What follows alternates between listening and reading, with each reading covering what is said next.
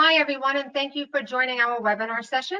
The topic is Data Virtualization, Agile BI and Analytics on AWS, sponsored by Newcomp Analytics and Denodo. My name is Kathleen Krasniqi, and I'm the Partner Marketing Manager for North America, and I'll be your moderator for today. This session is being recorded and will be available for replay together with a copy of the slide deck after the session. And also in the handouts section right now in the chat, you could see that the handout is available in PDF format. So if you have any questions, please type them into the questions panel on your screen, and we will be able to answer them during the live Q&A at the end. And before we get started, I'd like to introduce our speakers. Our first speaker is Jen McNaughton from Newcomp Analytics, who will kick off the session, followed by Emma Stein from Denodo. Jen, you may begin. Thanks, Kathleen, for the intro, and thank you everyone for tuning in today for our first Denodo session. You should have received a link to access the Denodo Test Drive online. It has the data so that you can watch the hands-on piece now and try it on your own later, but Emma will go through that as well. Next slide. So as a brief overview of Newcomp Analytics, we're an end-to-end analytics provider, and we're one of Canada's first Denodo business partners. So we've been in the industry for over 25 years, and we work very closely with Denodo to guide clients as their analytics trusted advisors. And a lot of companies come to us asking for modernization where they have a traditional on-prem database and they take a look at cloud-based providers like Snowflake and Azure Synapse, as they should, but they should also be looking at other alternatives that they may have not yet understood or learned more about. So data virtualization allows you to connect real-time data in a way that makes it easy for a user application to access data. And it makes the data source look, act, and behave as if it were in one physical data store. But it's only bringing back the metadata of the data source. So this eliminates terabytes of duplicate data as it remains in the original source without being staged. So I'm sure many of you are familiar with the mess of systems that don't talk to each other, some in SAP, some in the SQL Server here, and some on the cloud. And then you have trouble reaching them. So many clients have been looking at data virtualization to solve some of these challenges. So Denodo consolidates all of your information into a single view, which takes the complexity out of report writing, and it reduces the time to deploy reports or do machine learning, since you're able to access the virtual layer in real time at any point. And we've used it at previous clients hands-on, and it's brought them a lot of success. So we wanted to bring it to more customers so that you could see what it's all about, and we could, help others get that up-to-date consolidated view of the information. Next slide. So we used to call these our 5 pillars of analytics, but really this is our DNA of what makes Newcomp a company. So we focus on business intelligence for visualization and reporting, financial planning and analytics for performance management, so budgeting, forecasting, planning, AI and machine learning, where we get more into advanced analysis, and data management and governance. So this is extremely important to have a trusted foundation of data, and we'll spend a lot of time here today, as well as leveraging open source analytics for big data, tools like R and Python. Next slide. So just to give you a snapshot of the team, these are the folks on the line. Myself, Jen from Newcomp, I'm based out of Toronto, and we have Emma, who is a senior data engineer from Denodo, and she'll be going through the content today. And with that, I'll pass it off to Emma. Okay, hey guys, good afternoon or good morning, wherever you are. So before I get started, just an agenda for today. I'm going to start with an overview of Denodo, talk about data virtualization and its basic concepts. Then I'm going to walk you through a demonstration of the Denodo platform. The idea is that at the end of the session, you guys can get access to the same sandbox environment that I'm using, and you can repeat the exercises that I'm showing in the session and do your own testing and exploration. And I'll show you how you can get access to that at the end of the session. And as Jen said, the session will be recorded, so you can watch it back as you try and do the exercises. Okay, so starting with our overview. Kind of repeating what Jen said, but data virtualization allows you, in essence, to connect to all of your different disparate data sources, create virtual views, which combine and integrate the data from all those different data sources, and then allow your end users to have a single point of access to their integrated data. while still accessing the data in real time. So that's a little bit easier to understand if you're actually looking at this diagram, which I think makes it very clear. The virtualization layer is sitting in between, as I just said, your disparate heterogeneous sources and your data consumers. And it's acting as an abstraction layer so that you can build your logical business models here, and those can be consumed by your end users. So whenever a user executes a query, that query is received by the virtual layer. Denodo's optimizer evaluates the best way to execute that query, federates those queries to your underlying sources, retrieves the data back in real time, combines, integrates, transforms the data into the format that you've defined in your semantic layer, and then returns the data to your data consumers. So this next slide, it's a similar diagram. It just shows it in a little bit, shows the virtual layer in a little bit more detail.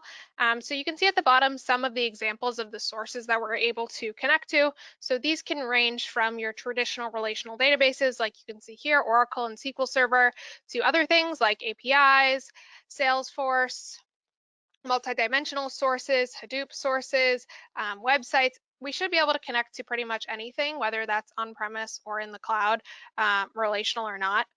And from those sources, we create these gray tables over here, which we call base views. And these are just metadata representations of what's in the underlying sources. The key is, though, no matter the type of or the format of the data from the underlying sources, the representation in Denodo looks relational. Once you create all these relational representations of the data in your underlying sources, you can define any kind of combination or transformation on the data that you want. And that's this blue layer. Those are your derived views. So we'll show in this in our demo how we can both connect to our sources and create these kind of models or views. And then to your end users, they can consume that data via SQL, via a REST API, via GraphQL APIs, or via Denodo's data catalog, and various other methods. So I've been saying that Denodo acts as this single point of access for your different data consumers. And because all of your consumers are consuming their data through the virtual layer, it can also act as a place to set up all of your security. And in Denodo, our security is just based on roles and users and can be integrated with your existing LDAP Active Directory server. So that when your consumers consume their data through Denodo, they only have to comply with one security model. And the different types of security that can be applied vary based on how you're connecting, but they include just classic username and password authentication, Kerberos, as well as SAML and OAuth. Between the virtual layer and your actual data sources, also several different methods of authentication. These include just, again, login and password using service accounts, Kerberos, Kerberos over HTTP, OAuth, SAML, depending on the type of source you're connecting to, the different types of security may differ. We also have the ability to do pass-through authentication. So a common question is, I have an existing security system in my existing Oracle data warehouse. I want to utilize that. So we have the ability to configure pass-through authentication so that the credentials your consumer uses to log in will be passed through all the way to the source, and you can utilize those existing security policies. Okay, so that was kind of a brief introduction to what data virtualization is. Hopefully you got a good idea.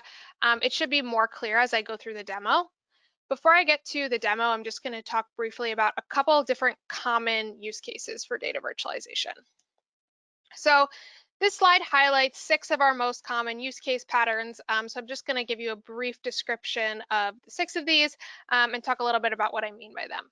So starting up here on the top left is a BI and analytics type scenario. This is one of our most common use cases. It's the idea of creating a logical data warehouse. So instead of moving all of your data to a physical data warehouse through traditional ETL processes, it's the idea that you can use the virtualization layer to create a logical data warehouse. So you're providing your users with that same unified layer to access all of their data without needing to move every single thing to your physical data store. Moving to the right is a data governance-based use case. So this has to do with using the virtual layer to meet compliance requirements, things like GDPR, as well as the ability to audit your data and look at the lineage of where that data is coming from. Moving to the right is using data virtualization to expose data as a service, typically through REST APIs. This can be useful in self-service initiatives.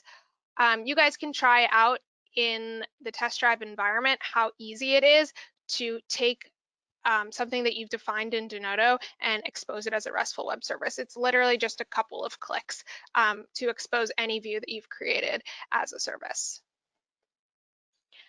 On the bottom here, you can also see cloud solutions. Because the data virtualization layer acts as an abstraction layer, it allows you to easily migrate underlying data sources without having an impact on your end users.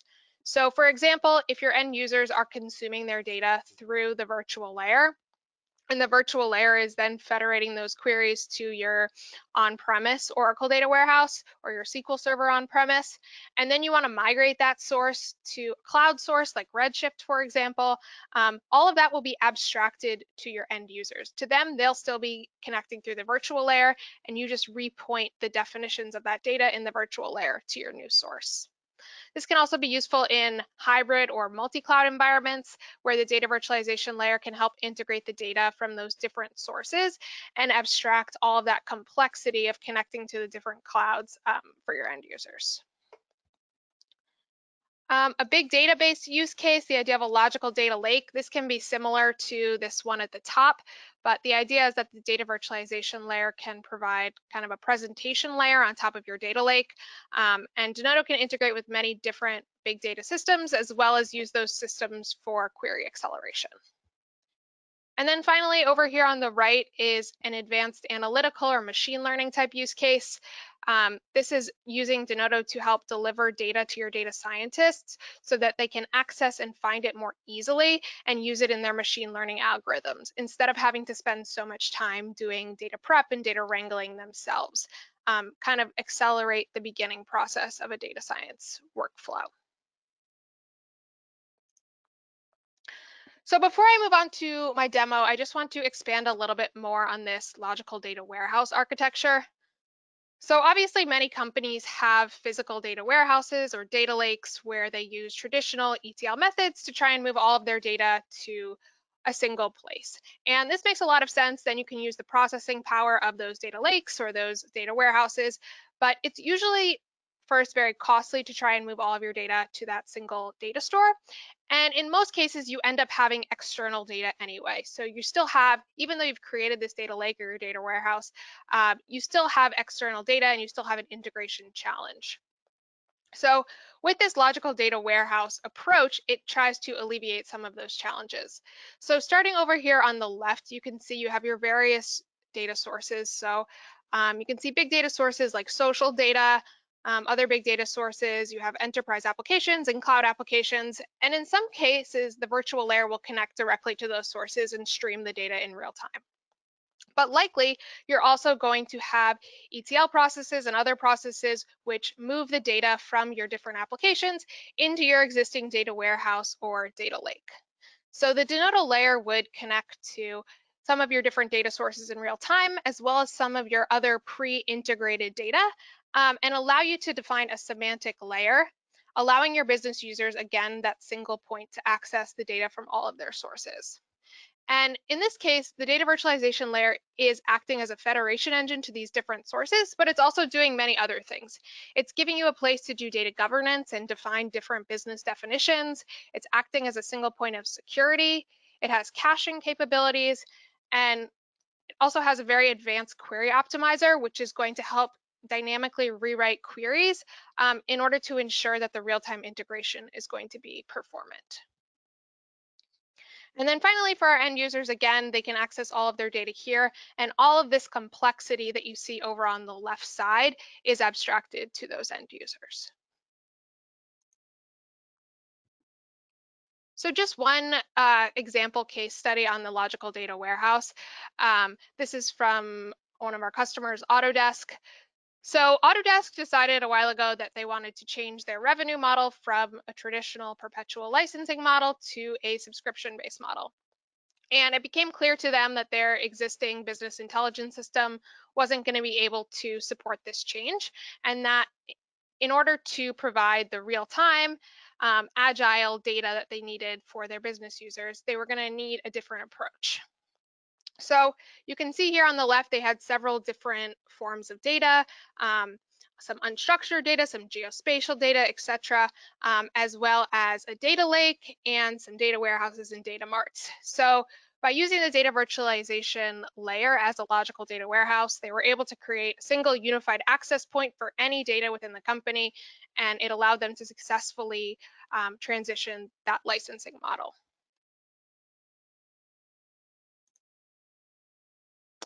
Which brings me to my demo. Okay, so in this demo, I'm going to be using the Denodo platform test drive.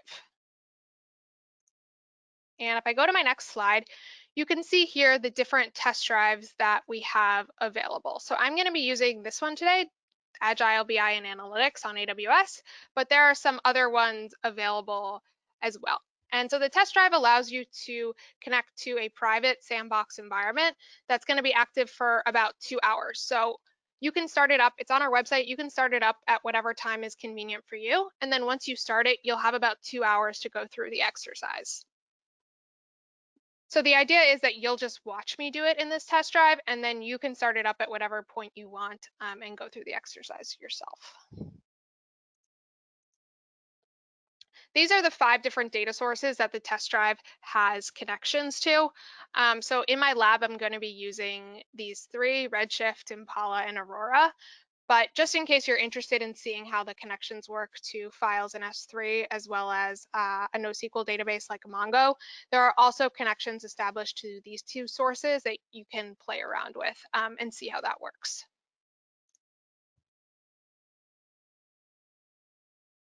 So the scenario for today's demo is that it's going to be that we want to build an integrated view that returns total units of sales for each store. And that's going to be grouped by state, city, and year. So basically, we want to see the performance of each store year over year. And the problem that we're experiencing is that our data is stored in 3 different locations. So starting over here on the left, we have our historical sales data, which we've offloaded to Hadoop for cheaper storage. And that's located in Impala. And you can see it's quite a large number of rows, about 220 million rows. Our current sales data we keep in Redshift. So that's over here. We have about 68 million rows in that table. So if we want to define a view that has all of our sales data, we're going to have to create a union between this data from Impala and this data from Redshift. And you can see that represented here. We're then going to join that union view with our date dimension to get some additional date data stored in Redshift, and our store dimension, which is stored in Amazon Aurora. So we're going to union these 2, we're going to join it with these 2 dimensions, and then we're going to aggregate based on the store, city, and year. And then once we define this view, we're going to show a couple different methods that we can consume it. So with that, I'm going to go over to my test drive environment. And after I finish, I'll show you guys how you can start this up yourself.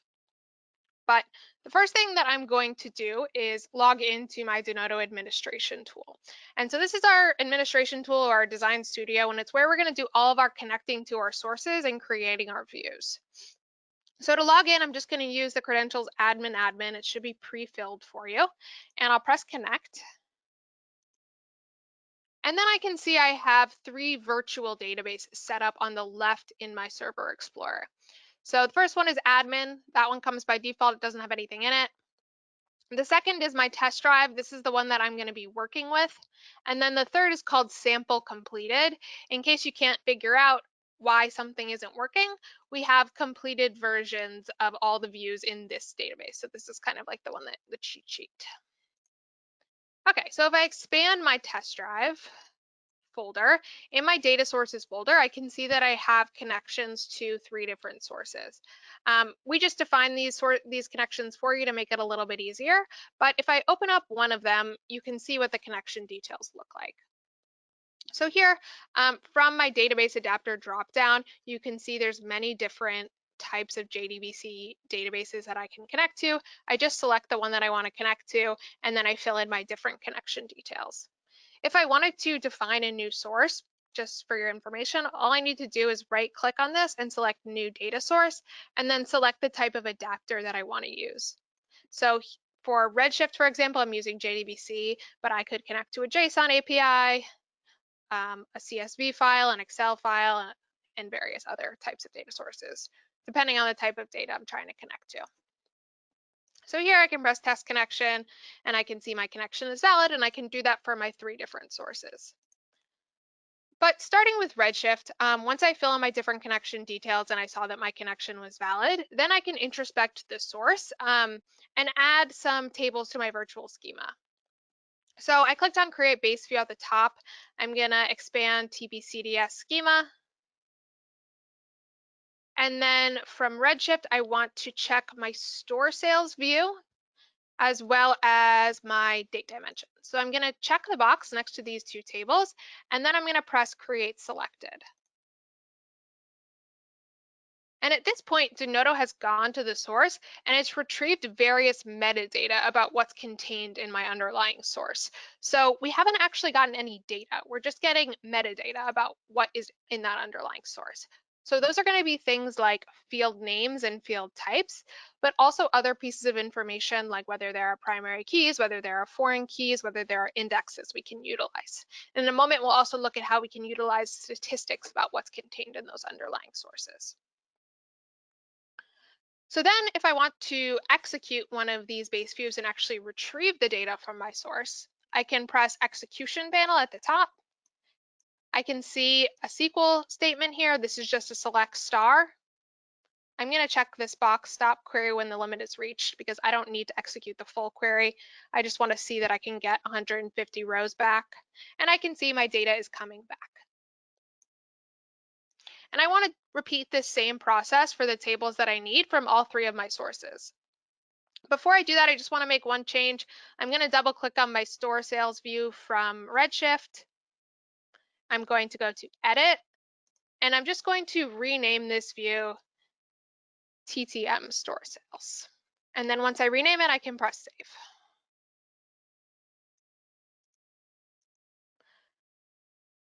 Then I'm going to click on my 2 base views over here, and I'm going to drag them into my base views folder just for organizational purposes.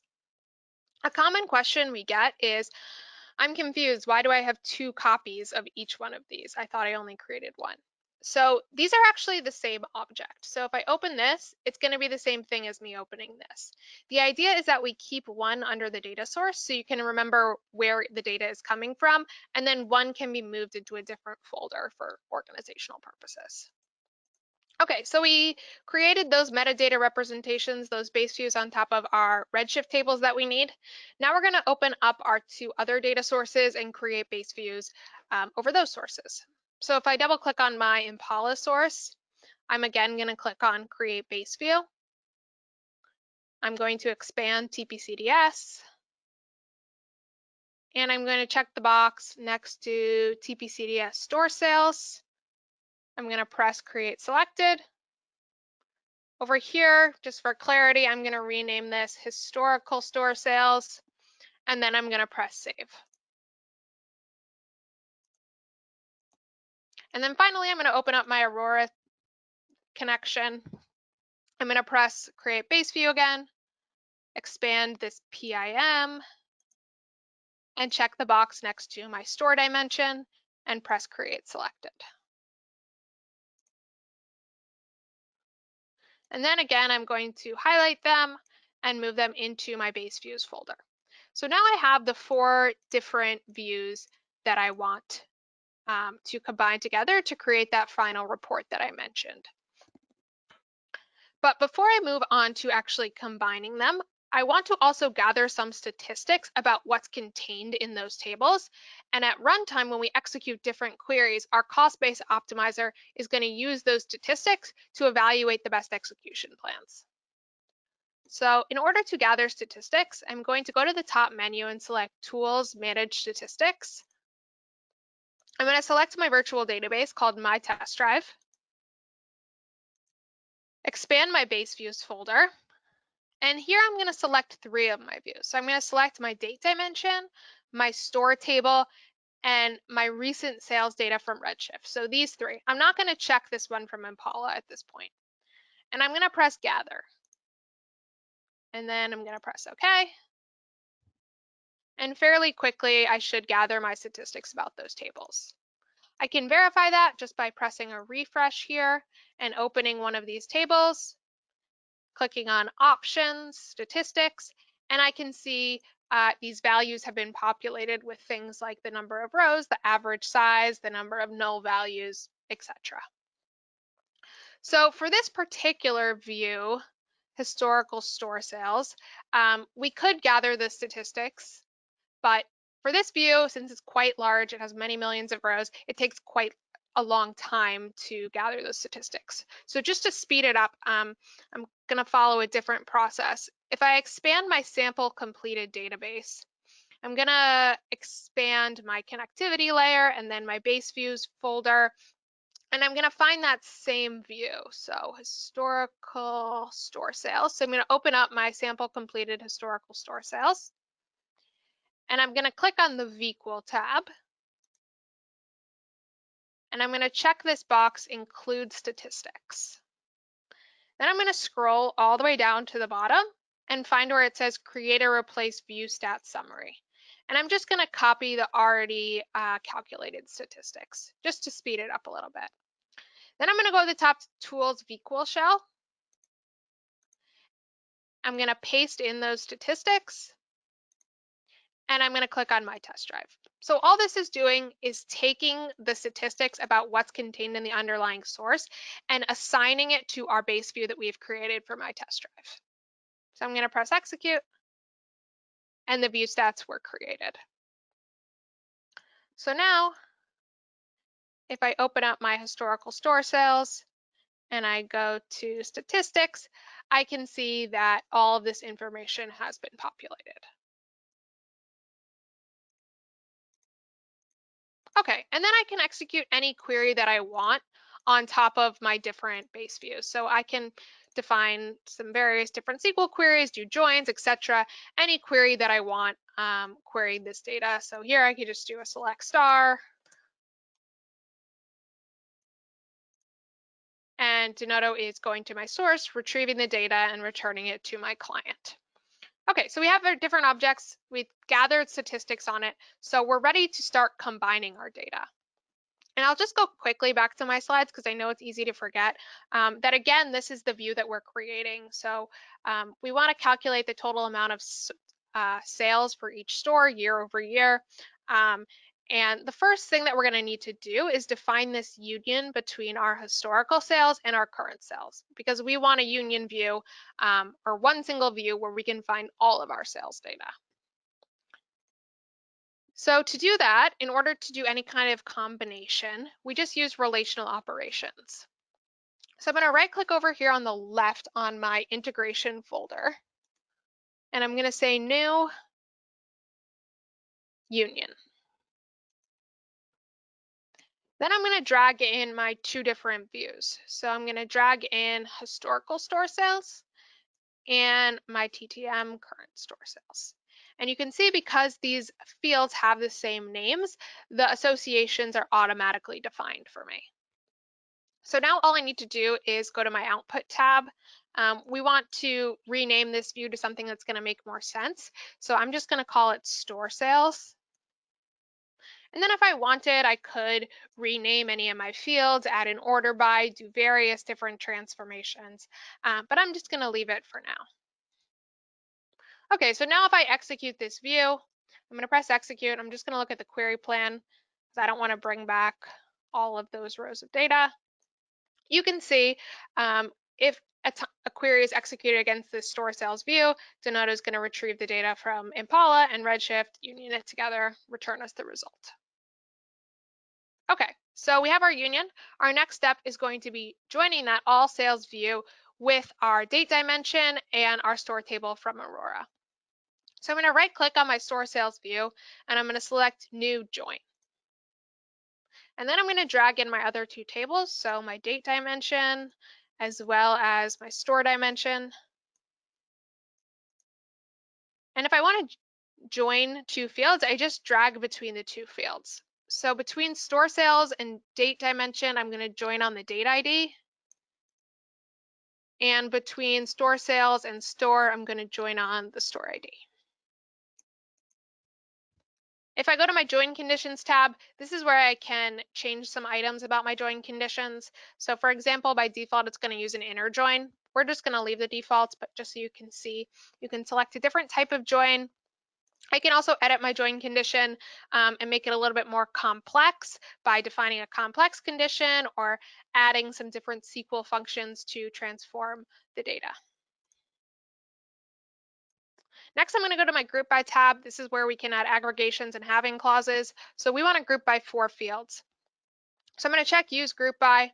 It's going to warn me that the output schema is going to change. This, of course, makes sense. So I'm going to press OK.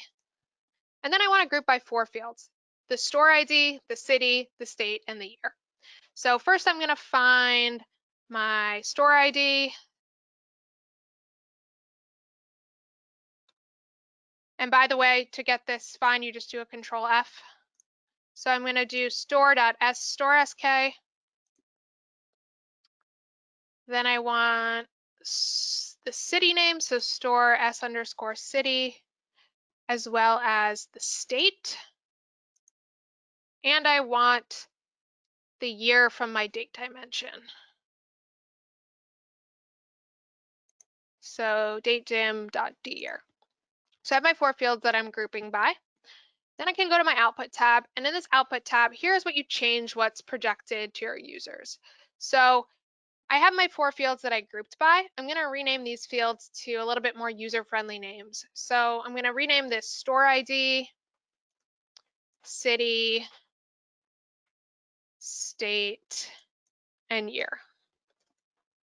Now, of course, we're missing a key metric here. We have the 4 fields that we've grouped by, but we want to create a new aggregate field, which is going to calculate the total sales for each store. So to do this, on the bottom right, I'm going to select new aggregate field. I'm going to call that field total sales. And the definition of that field is going to be the sum of the net paid, including income tax, from store sales. So I'm going to start typing sum. You'll see it's a built-in function. The syntax will pop up. And then I'm going to use my store sales net paid. I can select it from the list here. So it should look like this. So I can press OK. And then I want to order by 2 fields. So I'm going to order by the store ID and the year. So I'll just type in store ID, then press the plus on the side, as well as the year, and press this plus. And I can change whether I want it to be ascending or descending. And then finally, my last step for this will just be renaming the view. So I'm going to call this same store sales by year, and then I can save it.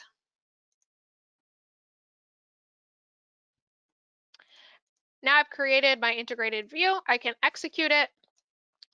I can execute any SQL query that I want. To my end user, it's going to seem like I am executing a query against a single source, but of course we know that we're retrieving the data from those 3 different sources in real time. So I'm just going to let this execute, and while that executes, I'm just going to go back to my slides for a second, and I'm going to explain what actually happens when we execute the query. Oops. Okay, so over here on my left, we have what a simple federation engine might do when it executes this query. But before I explain that, just one note about our optimizer. So Denodo has a very mature optimizer, but it has to work a little bit differently than a typical relational database optimizer would work. And that's because whenever we execute a query, the data has to transfer through the network. And in addition to that, we have to query multiple different sources in parallel. So as a result, Denodo's optimizer always tries to push down as much as possible to our sources in order to reduce the amount of data that has to be transferred from our sources to the virtual layer. And also because we know that some of those underlying source systems are very powerful, so we want to take advantage of those processing engines. So if you look over here on the left, one method to execute this query could be that we retrieve all of the data from both of our sales tables, union that in the virtual layer, then join that with our 2 other dimensions, and perform the entire aggregation in the virtual layer. And of course, this is going to take quite a long time because it's a lot of data to hold in memory. So if we go over here to the right, we can see what Denodo's optimizer does when it executes this query. So after you execute this query, Denodo's optimizer realizes that instead of bringing all the data back and then doing the entire group by at the end, it can actually break that aggregation into two parts. So first, it can aggregate based on the store ID and the date ID on top of our sales tables. So instead of returning one row for every single sale that took place, it can just return one row with sales data for each store ID and date ID. So while here we're transferring 288 million rows of sales data, if we took this approach, we have to transfer far less than 1 million rows of data. So obviously that's going to be much faster. Then we just join that with our two other dimensions, which you can see have a relatively small number of rows, and then finish the aggregation in memory. And if you just look down here, you can see a couple metrics that when we executed this query with just a simple federation engine taking this approach, it took about 13 minutes to execute. Whereas when we executed it with Denodo, it took only 15 seconds. And again, that's because we reduced the amount of data, and we also pushed down processing to take advantage of Impala and Redshift. So if I go back and I look at my execution trace, the execution trace is a representation of what happened when we executed it. We can see that the process is very similar here. So I can see both a static optimization and a cost-based optimization were applied. And the optimization that was applied was aggregation pushdown. So exactly what I showed in my slides. And if I click on the bottommost node of my union, I can see the actual queries that were sent to the source. So you can see here that we push down the filters, and yes, here is the push down of the group by, just like I showed. We're grouping by the store ID and the date ID so that we're only returning this 73,000 rows instead of the millions that are in that underlying source. And of course, it's much faster because of that optimization. If I click at the top again, you can see that we also applied a cost-based optimization. So the cost-based optimization uses the statistics to determine things like the best join plan. So if I click on my different joins, I can see the join type that it used. So here it used a hash join. You can see that if I execute a slightly different query, so I'll just copy it over. So if I execute a slightly different query, so for example, this is querying that same view, but I've just added a filter where the state is Missouri. And I'm just going to view the query plan. I'm not going to actually execute it.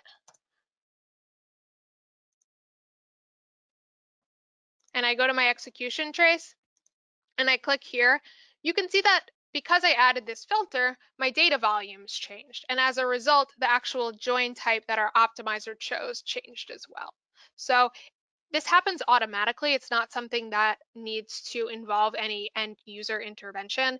Every time a user executes a query, whether that be on top of base tables or a semantic view that you've defined, Denodo's optimizer is going to evaluate the best way to execute those queries.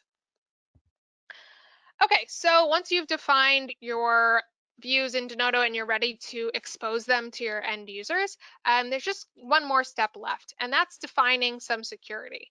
So your end users are not going to be able to see anything unless you've given them permissions to log in and to query different pieces of data. So as I said, this is just based on users and roles. So if I want to create a new user, I can go to Administration, User Management. And you don't need to define all of these different users in Denodo if you just want to integrate with your existing Active Directory LDAP server. But just to show you kind of how it works, I'm going to create a new user here. I'm going to press New. And here you can define any user that you want. I'll just call mine Denodo.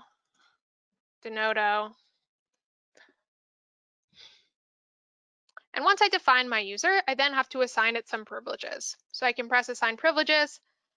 Maybe I'll give it connect access to this virtual database. Well, I need to give it connect access if I want them to be able to connect, obviously. And then I can either give execute access over the entire virtual database, or I can press the edit button next to advanced privileges and specify more specifically what I want them to be able to see. So maybe I don't want to give them any permissions over the base tables or the data sources. I only want them to be able to execute these integrated views. I could check the box next to those and press OK. And now if that user connects to Denodo, I have to specify here the virtual database that I want them to connect to. Oops. Oh, no, that's not what I want. I forgot what my database is called. Hold on one sec. My test drive. Okay, so I'm going to file disconnect. I'm changing this to my test drive. I'm signing in with my Denodo user.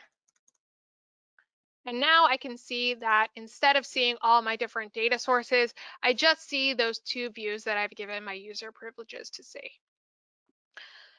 And so we're ready to expose our data to our end users now, but this tool right here, the administration tool, is a developer tool. So our end users wouldn't be connecting directly to this. They'd be using whatever tool that they typically use in their consumption layer. So I'm going to go back to my slides for a second and just talk about the different ways to access and consume your virtual layer. So here you can see the different methods listed out. So starting at the top, SQL-based access. So Denodo distributes JDBC drivers and ODBC drivers for this purpose. And many different reporting tools have built-in connectors to Denodo. You can see a list of some of them here, such as Tableau, Power BI, MicroStrategy, etc. Also, any view that you create in Denodo can be easily exposed as a data service in various different formats, REST, OData, SOAP, as well as GraphQL, and they're compliant with modern standards of authentication, including OAuth, JSON Web Token, SAML, OpenAPI specifications. We also have a component called Denodo Notebooks that we're going to use in a second. This is based upon Apache Zeppelin, but has been integrated a little bit more with Denodo in our security system. And then finally, we have a data catalog, which allows your users to search through and do some self-service and discovery of data. So in the test drive, once you connect to it and start playing around with it, you can use these two methods, web services as well as Denodo notebooks. So I'm going to show you those in my test drive environment. Once I finish that, assuming we have time, I'll show you just on my own laptop, how the SQL-based access and how the data catalog works. Okay, so starting with Denodo notebooks, frequently used in data science use cases. But if you're not familiar, Denodo notebooks is a web-based notebook, or Denodo notebooks is based upon Apache Zeppelin, and Apache Zeppelin is a frequently used web-based notebook for data science. But it's just been integrated a little bit more with Denodo's security system and capabilities.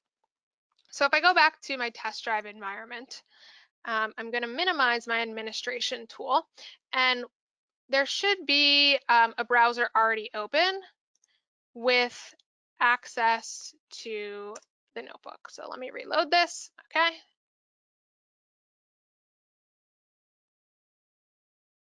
And you can see in the notebook, we have several pre-configured queries to Denodo. So this is just using the VDP interpreter. So this just means the query is using Denodo's JDBC driver to send the SQL query to Denodo. And so this first query that you see at the top is just a query that's using our get views metadata stored procedure and returning the different views that we have available to us in Denodo. So this could be a good place to start and get an idea of what are the different things that we have available. I'll also show you in a minute how you could do something similar in the data catalog. And then here are various other queries that are sent to Denodo. When you connect to your own instance, you can change these SQL queries, see how it behaves when you use different queries. But this one is just doing a select star from that same store sales by year view where the state is Missouri. So this is the one I showed you in my vQual shell. And so maybe you'll look at this and you'll notice, okay, in all of these different stores, the sales seem to be really low for 2002. So then maybe you want to execute a different query, just grouping by the year, and you can see, yes, again, total sales from all the stores for 2002 were much lower. And here you can execute any query that you want against Denodo, as well as use any of the other interpreters available from Apache Zeppelin, like a Python interpreter or whatever you typically use. So that's using Denodo notebooks. You guys can play around and see how this works a little bit by executing different queries. So I also mentioned in my slides that any view you create in Denodo can be really easily exposed as an API. So if I go to File Disconnect, I want to log back in as my admin user. So here I'm just going to, I want to deploy this as a REST web service, my same store sales by year view. So if I want to do that, I would just right click and I can press New Data Service REST Web Service. And here I can change various things. So for example, I could decide to remove this from the output or remove it from as an input parameter. In my settings, I can change various different things like the types of authentication, how the data is represented. So maybe I only want it to be displayed as a JSON. Then I could uncheck the other two. But I'm just going to leave the defaults and I'm going to press save. So just with those clicks, I've created my REST web service. Then I have the option that I can export it as a WAR file and deploy it in an external web container, or Denodo has an embedded Apache Tomcat web container. So I'm just going to press deploy and OK. Deploy it in Tomcat, and then it's immediately available for my end users. So now I can click on it. Here I can press search view.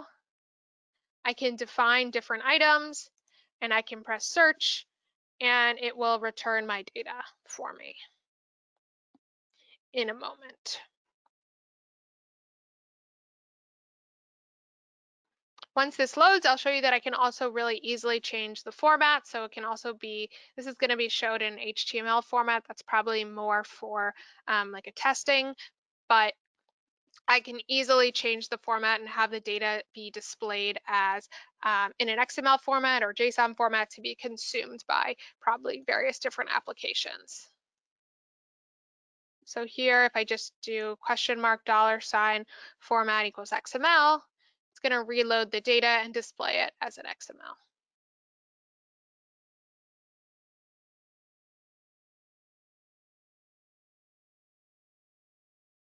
And then while this is loading, I'll just show you an interesting administrative feature is that anytime a query is running, you can go to Tools Query Monitor, and you can actually see what's happening when that query is executing. So I can press automatically refresh, and I could see, for example, that, oops, it finished, but I could see, for example, how many rows have been retrieved from each system at a given point.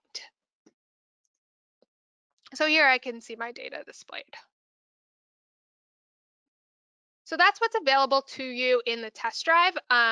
Also in your sample completed folder, you can see that there are connections to those other two data sources that I mentioned. So you can do, when you go back and do this, you can do any kind of exploration that you want, combining different tables and creating different combinations of views and seeing how that works.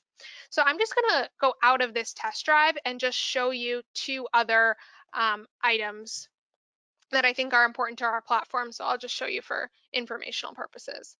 So the first is going to be just showing you connecting a reporting tool to Denodo, since I know that's a common question. So I'm just going to pull up Tableau quickly. And again, this is outside of my test drive, so you guys wouldn't be able to do this. I'm just showing it to you. But Tableau has a built-in connector to Denodo. So if I go to edit connection here, you can see just the different steps that you would have to follow to connect from Tableau to Denodo. So it's just filling in a couple different details. The name of the server, you can see it's locally hosted on my machine, the port, the virtual database, as well as my connection credentials.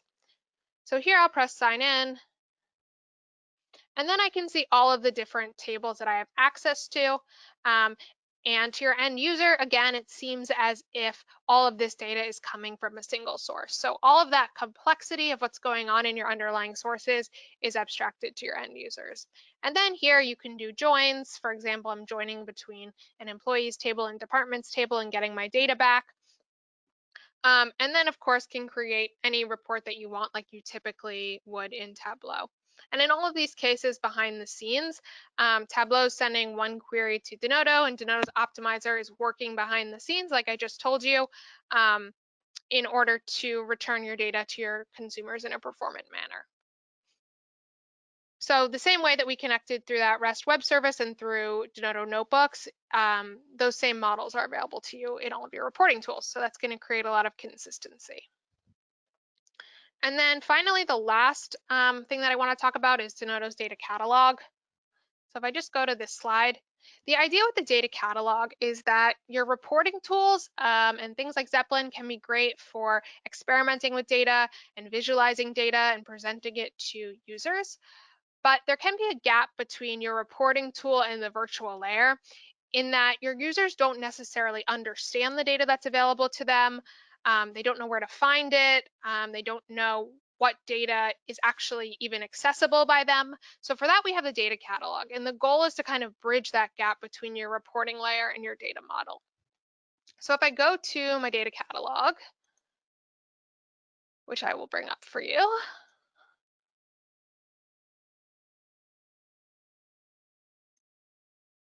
you would log into your data catalog using that same security model. So if you had to find that Denodo user, I could log in with that Denodo user. And then you're immediately brought to this search bar.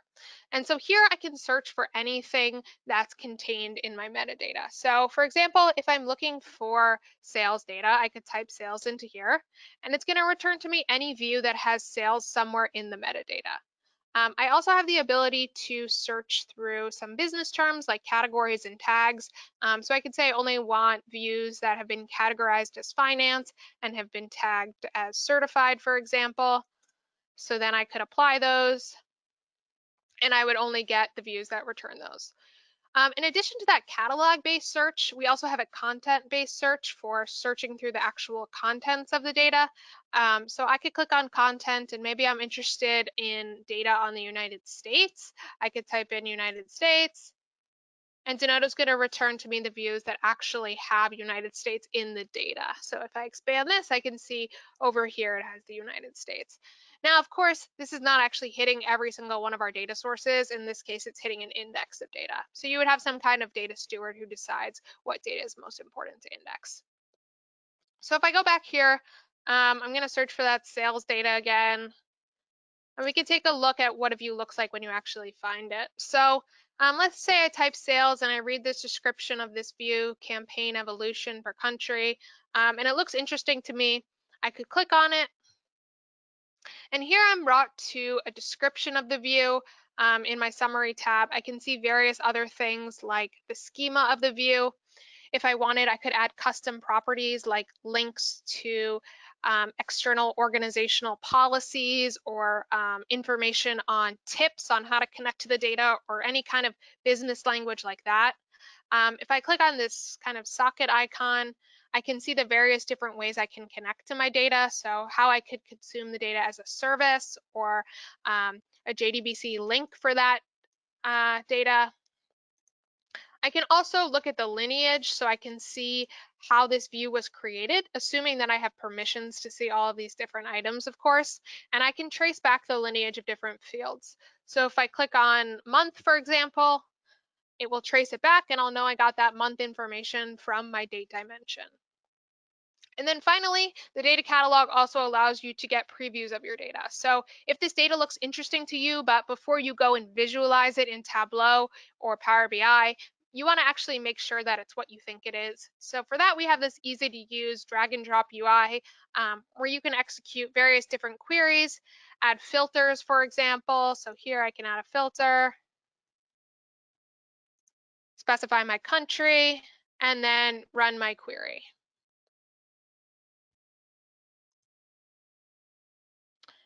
Oh, apparently I don't have any data from Canada. Maybe from the US. Anyway, so the idea is you would come to this data catalog first, you would find your data and understand your data, and then you could actually go and consume it in the methods that you typically use.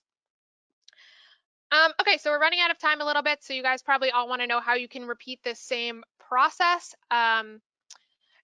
that I just showed you. So we're going to send you out the link to start up your own test drive.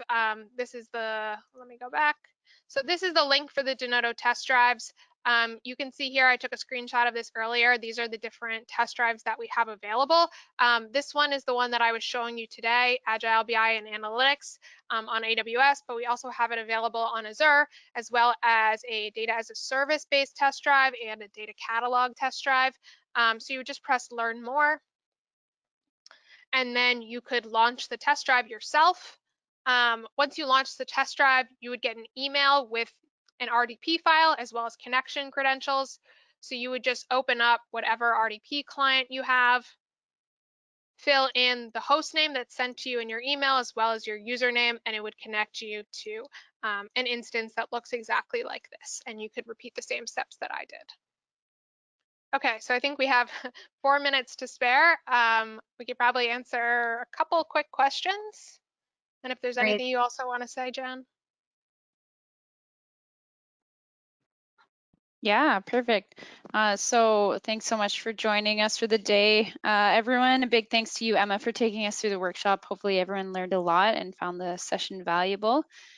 So just for the attendees, we'll send a link to the recording and the instructions to do the test drive tomorrow. And if you want to do a hands-on workshop, let us know. We can guide you through that. And we will most likely be having a hands-on workshop event later in the year. So stay tuned for that. And we'd be happy to get you set up with a POC and try it out with your own data. We can work with you together alongside Denodo and Newcomp and help you define that specific use case to tackle. But I think that's it. And if there are no other questions, I think we can wrap up a couple minutes early. Yeah, thank you so much, Emma and Jen. I don't see that we have any questions at this time. So thank you everyone for joining us, and we will have the recording available and the link to the test drive. Thank you. Thank you. Have a great day, everyone. You may disconnect.